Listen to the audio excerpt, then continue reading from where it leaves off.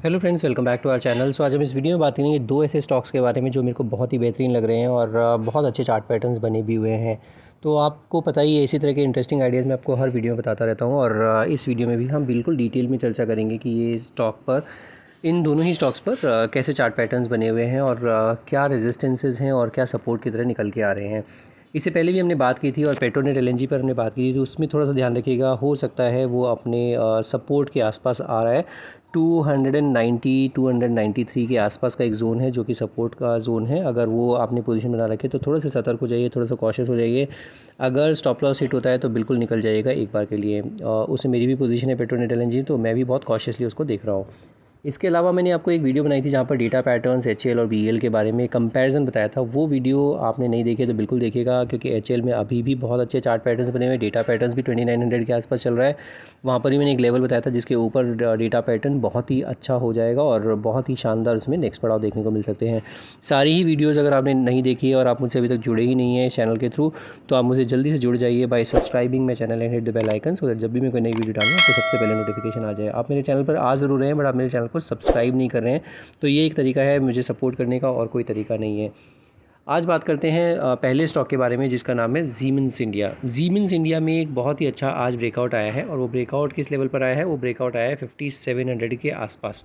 ये जो 5700 के आसपास का ब्रेकआउट है, ये बहुत ही बढ़िया ब्रेकआउट है और ये जो ब्रेकआउट अब इसको कहाँ तक लेके जा सकता है, और इसको ऑलमोस्ट 6000 रुपीज़ की जर्नी के लिए बिल्कुल तैयार है। 6000 इसका पहला पड़ाव होगा और 6000 के लिए बिल्कुल तैयार हो चुका है। एक राउंडिंग बॉटम पैटर्न बना है और राउंडिंग बॉटम पैटर्न हमने कई बार पकड़े हैं और आपको पता ही किस तरह की रिज़ल्ट भी इसमें आते हैं।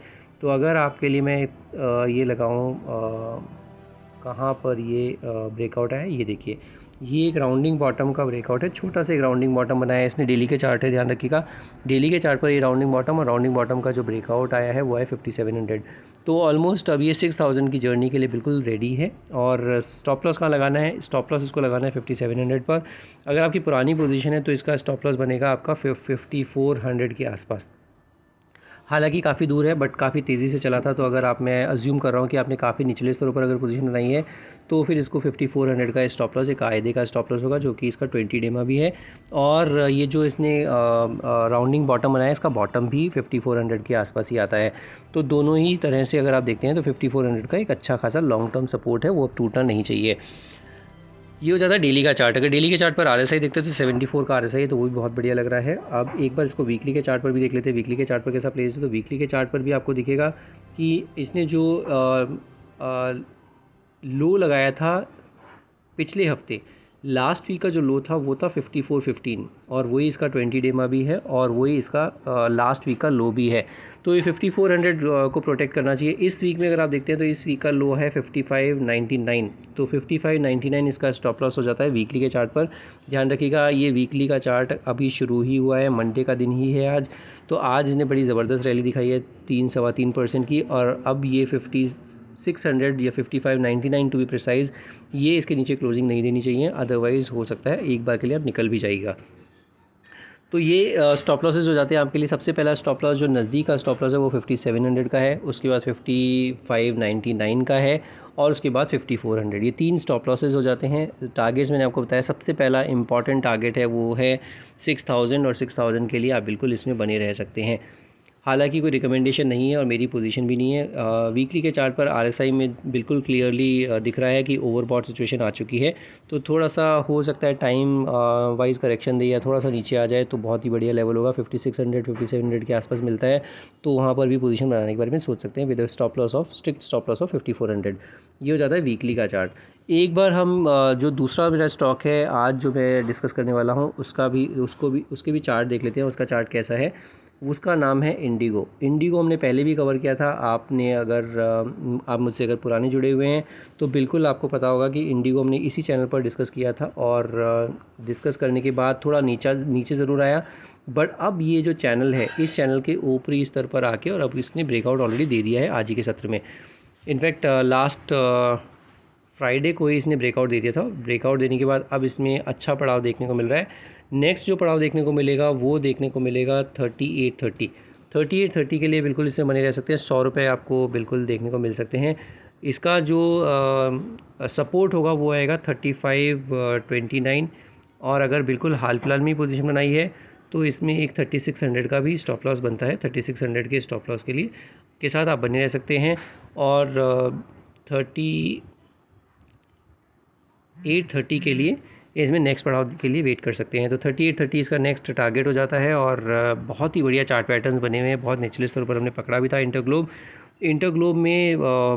अब जो है एक ही डर था कि अगर क्रूड प्राइसेस ऊपर जाएंगे तो हो सकता है इसमें एटीएफ के प्राइसेस भी ऊपर जाएं, और वो एक बिकॉज़ खाड़ी देशों में जिस तरह का युद्ध चल रहा था वो अब एस्केलेट नहीं हुआ है, तो ऑब्वियसली ये भी एक अच्छी खबर है। आपने पहले विस्तारा की खबर भी सुनी होगी, विस्तारा की वजह से भी इसमें काफ़ी अच्छा अट्रैक्शन देखने को मिला था, क्योंकि जितना भी इसको मार्केट था वो मार्केट गेन किया है इसने। हालांकि बहुत ज़्यादा सिग्निफिकेंट मार्केट गेन नहीं है, बट हाँ बहुत ही ज़बरदस्त एक कंपनी है इस एविएशन सेक्टर की।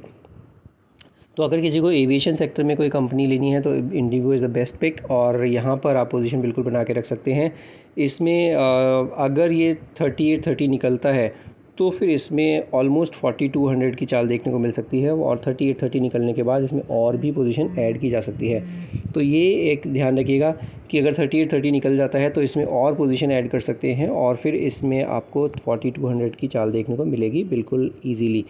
तो ये हो जाता है डेली का चार्ट। डेली के चार्ट पर अगर आप आरएसआई भी देखते हैं इंडिगो में, तो 65 का आरएसआई है, जो कि बहुत ही अच्छा मोमेंटम शो कर रहा है। एक बार वीकली के चार्ट पर भी देख लेते हैं, वीकली के चार्ट पर कैसा प्लेस्ड है। तो वीकली के चार्ट पर भी आपको दिखेगा कि इस वीक में इसने अभी जो आज चाल दी है वो दी है 4.5% की।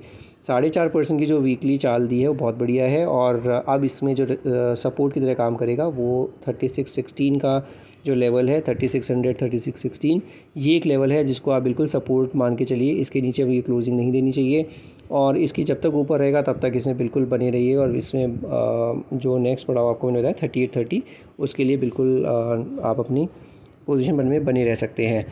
आरएसआई भी देखते हैं तो वीकली के चार्ट पर भी आरएसआई 72 का है, तो ये भी एक बहुत ही अच्छा बुलिश मोमेंटम शो कर रहा है। तो इंटरग्लोब एविएशन भी बहुत ज़बरदस्त लग रहा है चार्ट पैटर्न और इसके अलावा मैंने आपको जीमेंस बताया, जीमेंस भी बहुत बढ़िया लग रहा है। दोनों में ही मेरी कोई पोजीशन नहीं है, बट हो सकता है मैं कोई भी पोजीशन लूँ फ्यूचर में। जैसे कि मैंने हिंदुस्तान कॉपर में आज पोजीशन ली है, एंट्री ली है इनफैक्ट, और वो चार्ट पैटर्न मुझे बहुत अच्छा लग रहा है। हालांकि मैंने बिल्कुल फुल थ्रॉटल के साथ पोजीशन नहीं ली है हिंदुस्तान कॉपर में, बिल्कुल मैं धीरे धीरे करके इसमें पोजीशन बिल्ड करूँगा हिंदुस्तान कॉपर में लॉन्ग टर्म के पर्सपेक्टिव से। और उसको मैंने पहले भी हिंदुस्तान कॉपर को लिया बेचा काफ़ी बार, और अब जाके इसमें फिर से पोजीशन बना रहा हूँ मैं हिंदुस्तान कॉपर में।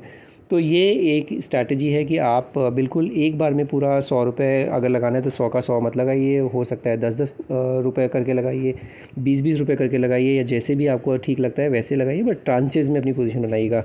तो इसीलिए मैं आपको बार बार बोलता हूँ मेरी पोजीशन नहीं है, बट हो सकता है मैं फ्यूचर में बनाऊँ, और जब भी मैं पोजीशन बनाऊँगा आपको सभी को बताऊँगा ज़रूर। तो इसके लिए आप जो भी डिसीजन लीजिए अपने फाइनेंशियल एडवाइजर डिस्कस करके ही लीजिएगा। इसी तरह के इंटरेस्टिंग आइडियाज़ आपको फ्यूचर में भी देखने को मिलते रहें, इसके लिए आप मेरा चैनल ज़रूर सब्सक्राइब कर लीजिए, बेल आइकन दबाना बिल्कुल नहीं भूलिएगा। और अगर आप मेरी वीडियोज़ को पसंद कर रहे हैं, आपको वीडियोज़ अच्छी लग रही हैं, तो बिल्कुल वीडियोज़ को लाइक कीजिए और अपने दोस्तों के साथ शेयर भी कीजिए। आज की वीडियो में सिर्फ इतना ही। Will see you in the next video. Thank you so much for watching this video.